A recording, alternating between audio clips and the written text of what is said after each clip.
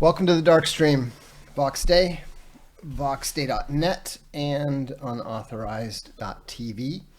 This is going to be a fairly short one because I forgot to charge up my battery, but you know, we'll probably get 15-20 minutes, I guess. It says 41, but I'm dubious. My battery life has not been reliable lately.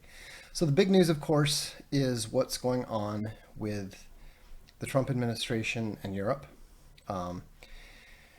The Epstein files thing turned out to be a bit of a smokescreen, and I don't think that that's necessarily indicative of anything. You know, was it a intentional thing to embarrass the, you know, to basically smoke out disloyal employees in the FBI and that sort of thing? I think that's a plausible potential explanation. I mean, the fact is we don't know. So anyone who says they do know is not being honest with you. The reason it potentially makes sense as a trap or a smokescreen is, number one, the Trump administration has been using those things dealing with its employees, its disloyal employees. And more importantly, that might explain why they did the whole little thing with the influencers, with Mike Cernovich and some of the other YouTubers and Twitch streamers and all that sort of thing, instead of going to the media.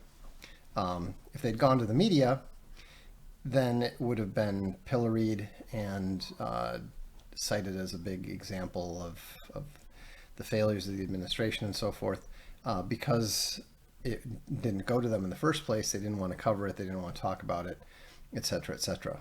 Also, the influencers who were there at the White House were there for a different reason. They didn't get brought in for that purpose, and so it does appear that you know, they knew obviously they knew they didn't have anything or didn't have everything. How could they not know they didn't have everything when they didn't have all the videos, they didn't have all the tapes and stuff that, or even the records of the tapes and the transcripts of the tapes that they knew should exist because of all the recording that was taking place. So anyhow, there's, you know, when you're on the outside, like we and just about everyone else are, it's a huge mistake to try to assume that you know more than you do, to assume that you know why things are happening and that sort of thing. You can make your best guess, like I just did there, but I have zero confidence in that, you know, compared to my normal opinion about something.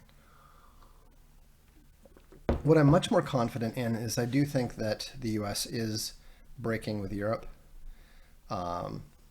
It's very, very clear that Trump wants to get the troops home. It's a little bit concerning even because why does he need to get them home in such a hurry? What's the need for stage managing all this sort of thing? You know, why not just declare budget deficit and shut everything down?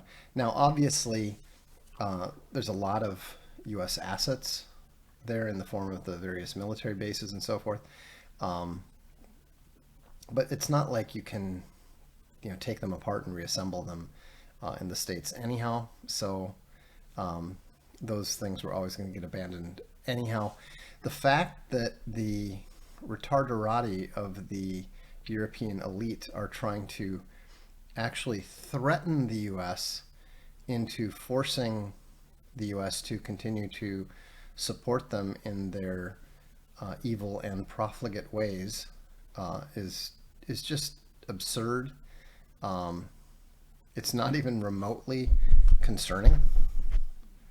You know, I mean, it's, yeah, sunk cost, exactly. But the thing is, it's so, I mean, I have to read this to you. It just astonished me.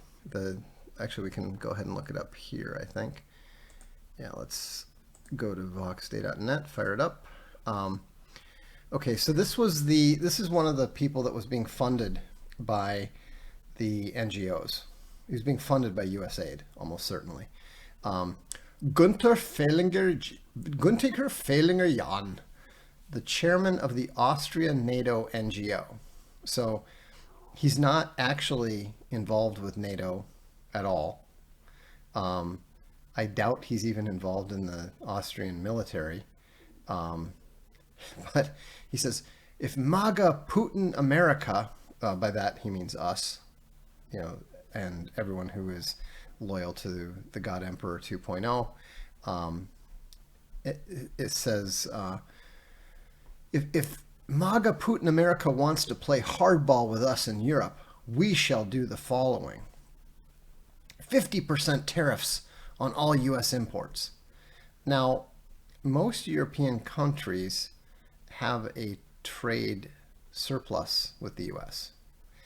Guess what happens when you put tariffs on U.S. imports?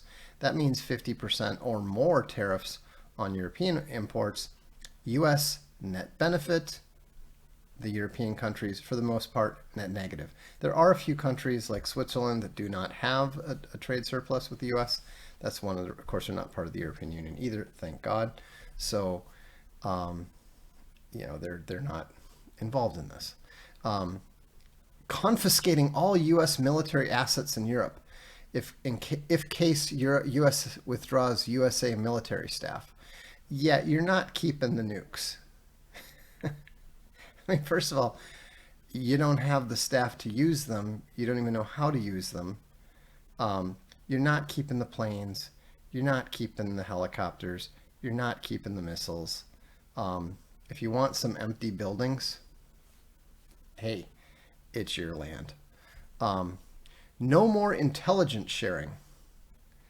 Oh no. What?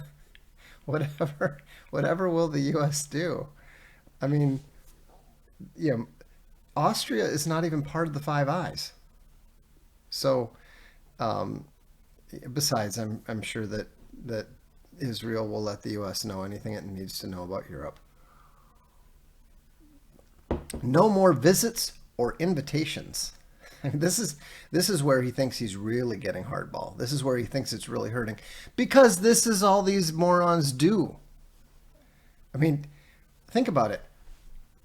How often do all these European so-called leaders get together for group photos? They get together for group photos way more often than my family.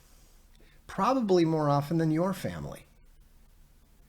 Now, don't they supposedly have countries to lead? Don't they supposedly have something more to do than stand around taking group photos? I mean, it's absurd. But, since that's all they do, they think that no more invitations to our very important international conferences will be a very bitter pill for the American diplomats. Boycott key American products whose owners support Trump, as Tesla and SpaceX. Okay. So you're just going to finally ban Google?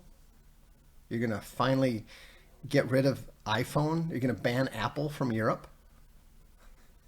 Of course you're not. Because you don't have anything like that you make yourself. Exclude USA defense sector from EU military procurement. Okay. I mean, that's a bit of a bitter pill to swallow. Of course, they also think they're going to fight Russia at the same time. So who are they going to try to buy from? If they're not going to buy from the US, they're obviously not going to make it themselves. Maybe China? Cancel all F-35 contracts, etc. Look, I probably shouldn't be telling you this, Europe. I probably shouldn't tell you this, but you should probably do that anyhow. The F-35 is totally worthless. to Europe. Seriously, what could you possibly do with F-35s? You already can't fly an airplane within hundreds of miles of modern air defense systems. You know, I mean, the age of the jet fighter is essentially over. It's not completely over, but it's very, very close to being over. And especially for European militaries who don't have the manpower or the money to have large fleets of aircraft anyhow. I mean, honestly, they have no need for air forces in the first place. If the European generals had any brains whatsoever, they would have done what Iran has done and what China has done, and moved heavily into designing and manufacturing drones. But no, they're still buying American airplanes. We produce our own defense material ourselves, or buy it from Ukraine, Turkey, or South Korea. Okay, first of all, South Korea, maybe. Turkey, no, you're not. And Ukraine, they don't even, Ukraine can't even get the weapons from you or the USA anymore. It's not happening. So anyhow, I said, call them on it, Mr. President. By all means, call them on it, because this is how we get rid of the European Union, which would be a very good thing for the people of Europe, for the United States, for the world. The European Union is, since the fall of the empire that never ended in the USA, thanks to the God Emperor 2.0, may he reign 3,500 more years. Now the empire that never ended, it's been kicked out of Russia. It's been thrown out of China. The U.S. is in the process. It's going to be a long process, but the U.S. is in the process of getting rid of it. So, of course, it's trying to retreat to Brussels and London. And that's not going to work very well. This meme is pretty funny. Inside every European, there are two wolves. One talks trash about America daily. One begs America for military intervention and foreign aid. Yeah, so I don't think that they're in much of a position to be demanding anything. But, if the European Union wants to fight a war against the tripartite alliance of the USA, Russia, and China, it would certainly be an interesting, 6 hours? Hopefully, the thing that's actually really good about all this, from my perspective as a longtime Swiss resident, is that this is definitely going to cause the upcoming Swiss referendum on establishing neutrality permanently in the national constitution. It's going to win approval with a very, very strong majority, because the recent, the events of really the past 6 weeks have underlined the absolute importance of a small state to remain neutral. Pretty much the Baltics are doing everything exactly wrong. Finland, Sweden as well. But, we'll see how it works out for everybody. Anyhow, so that's part of it. Obviously, the Zelensky thing. If you're interested, you might want to go to Sigma Game. I did a analysis of the video and the transcript of the discussion there, and it's really interesting because what you can see is that Zelensky is a classic gamma, just throwing rhetoric around, trying to score non-existent points. He's trying to score points for the audience from the audience. He's switching incoherently from one rhetorical attempt to emotionally manipulate to the next without them making any sense.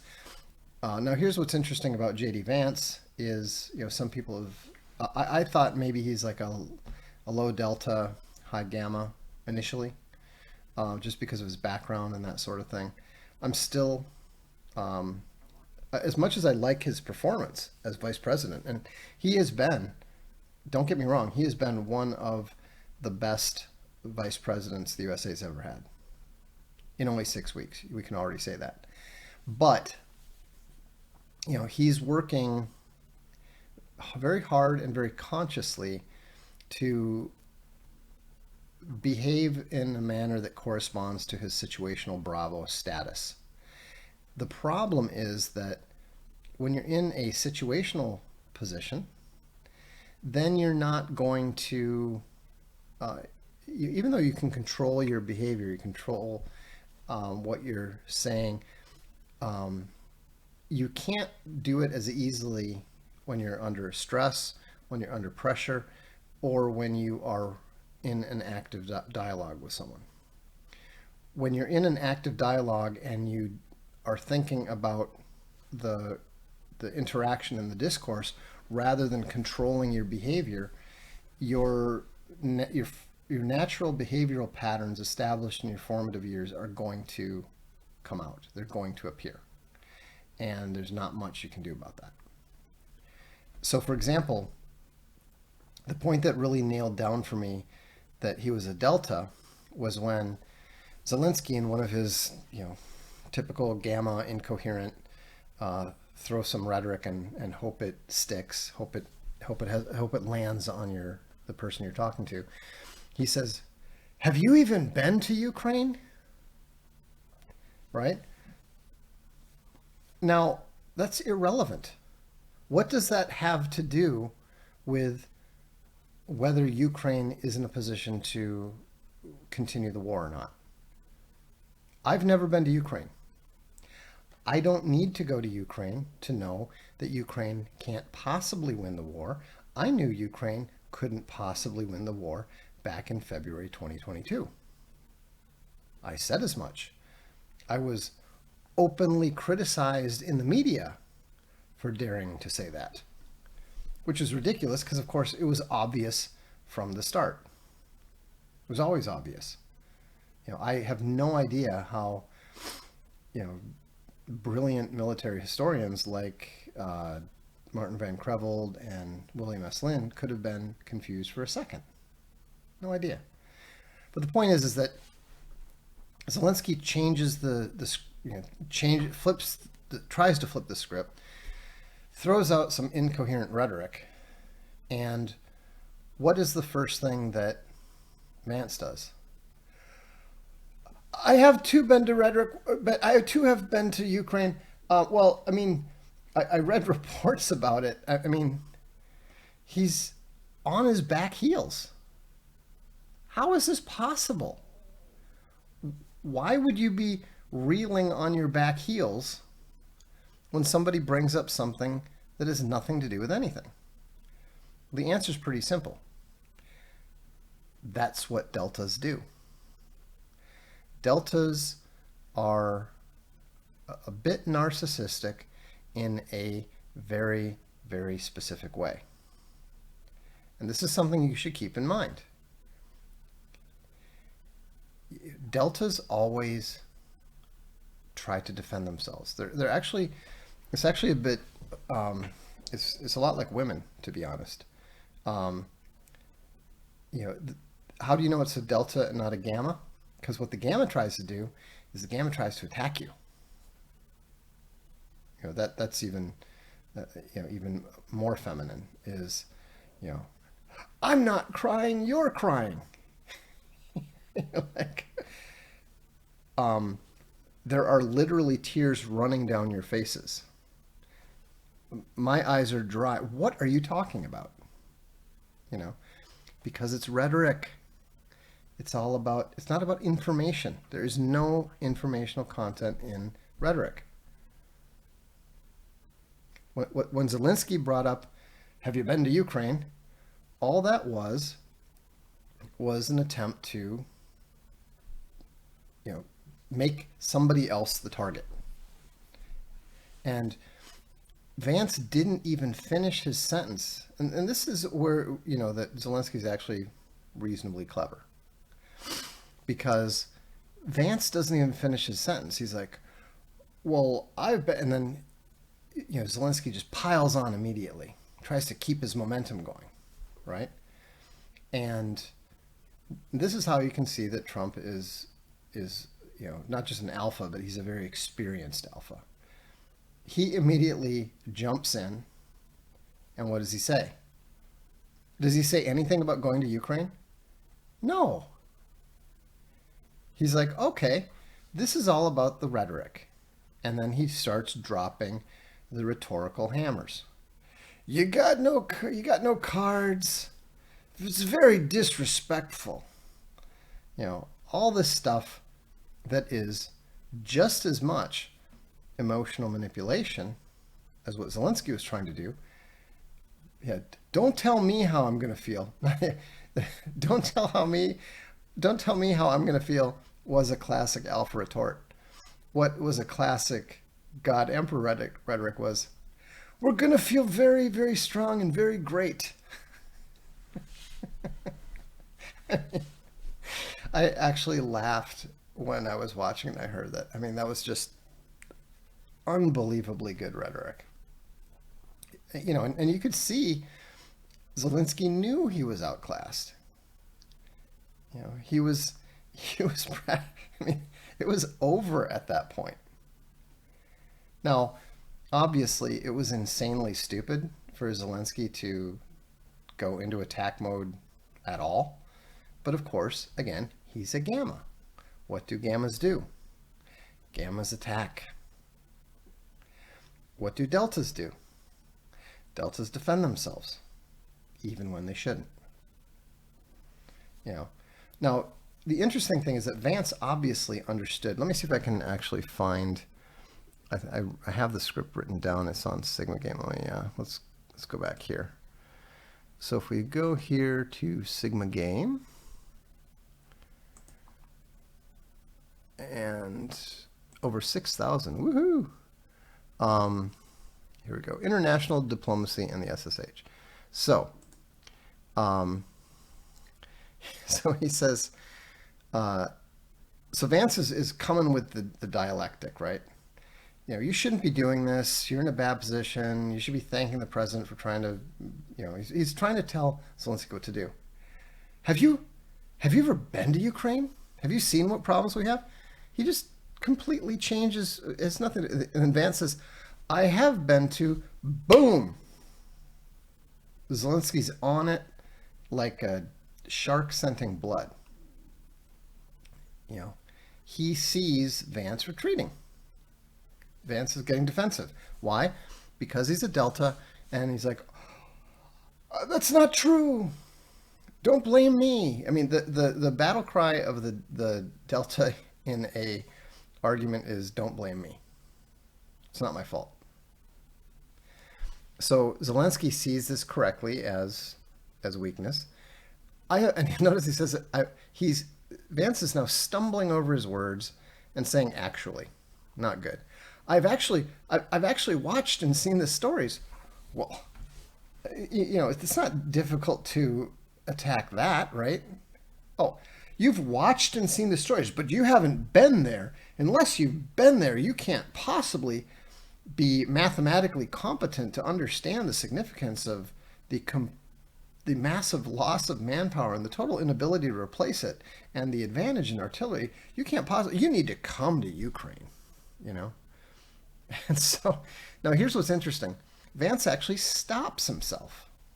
I've actually watched and seen, and then he stops himself and starts to go into dialectic, right?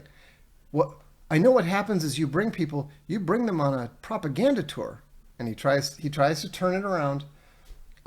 Do you disagree that you've had problems bringing people into your military? So he's trying to get back to where he was. He's trying to get back to where he was. I mean, it's still a weak response. And this is, of course, when Zelensky calls him a bitch. right? And it's because Vance was kind of acting like one, right? And then he stays on the attack. A lot of questions. Let's start from the beginning. So what he's done here, what Zelensky has done here, is completely forced Vance to accept his frame. And Vance is delta enough. I'm not going to say he's dumb enough, because it's not about intelligence. It's about your instincts, which are based on your behavioral patterns. So what is Vance trying to do? He's trying to establish that he's a competent boy, right? So let's start from the beginning. No, an alpha is not going to do that, right? Let's start from the beginning. Trump would say, we're not starting from the fucking beginning. You're here to sign a deal. Either sign the deal or get out of here, right? Okay, we're losing battery, so I'm going to turn the camera off, but we can continue this, I think. There we go.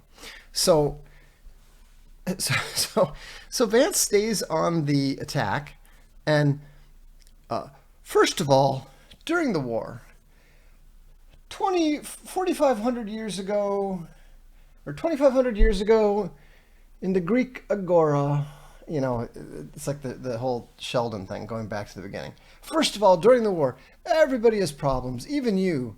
You have a nice ocean and don't feel it now, but you will feel it in the future. Now, some people have made a big deal about this being him threatening the U.S. I don't see it that way. You know, all he's trying to do is all Zelensky's really trying to do is bring us together. He's pushed back on him, and now he's trying to bring Vance over to his side. And then, but Trump, of course, he's seen enough. You know, he just saw Zelensky mog Vance. You know, he didn't really, it's not really a true mogging, as it were, but he did jujitsu him. He did use rhetoric to rhetorically jujitsu him. No, I don't see, Pillow Vendor says, he played his part in baiting Zelensky for the, no, he didn't. I mean, there was no need for they said it wasn't set up, and I do believe it wasn't set up, because Trump's instincts would tell him that this is kind of how it's going to go. But I'm sure he wanted to give Vance the opportunity to deal with himself. Why? Because as a situational Bravo, you should be able to perform in your Bravo role. You should be able to police the gammas. As Sam said, Vance ceded frame to a gay Jewish cokehead dwarf. Yeah, that's not a great look. Now, but again, Vance is trying. You know, he was smart enough to stop himself, even though he then subsequently, he doesn't have a natural grasp of rhetoric, so he's always retreating to the dialectic. You know, he's always trying to prove that he's correct, which is irrelevant. And so Trump says, you don't know that. Now, Zelensky already knows he's in trouble. He knows he's in trouble just because Trump has started to come in. You don't know that. Zelensky says, I mean, he's just speaking nonsense now. God bless you. God bless you. I mean, he might as well have been saying, don't hit me. Don't hit me. Right? And notice how he's repeating himself. When people repeat themselves, it means that they are unsure of themselves. It means they have lost frame. It means that they are on their heels.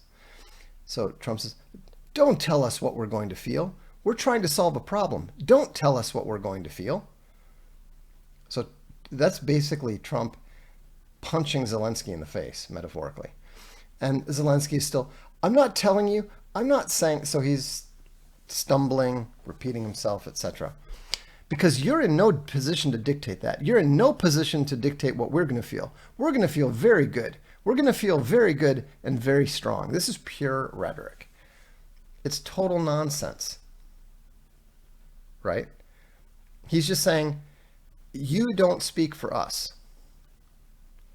You know, and the gamma is in full alert mode. He's in full alarm mode because he realizes that all of his passive aggressive little games and all of his little rhetoric isn't going to do him a damn bit of good because the alpha is in full aggressive mode. Zelensky says, you're going to feel influence. And notice again, Trump doesn't let Zelensky keep talking. You're going to feel, you're right now not in a very good position. You've allowed yourself to be in a very bad position, and he happens to be right about that. So, here we have the alpha jumping in to defend the gamma because the delta can't police the gamma. Deltas will not police gammas. They're too weak, they're too unsure of themselves, and they're too narcissistic. They don't care. A delta does not care enough about the team, and he doesn't care enough about the mission. What he cares about is doing his job. And so Zelensky tries again. Remember, when he said to Vance, let's start from the beginning, Vance said, sure. Zelensky says, from the very beginning of the war, and Trump again cuts him off. Boom. You're not in a good position. You don't have the cards right now. With us, you start having cards, but right now you're playing cards. You're gambling with the lives of millions of people. You're gambling with World War III. You're gambling with World War III, and what you're doing is very disrespectful to the country, this country that's backed you far more than a lot of people said they should. Yeah, like us, right?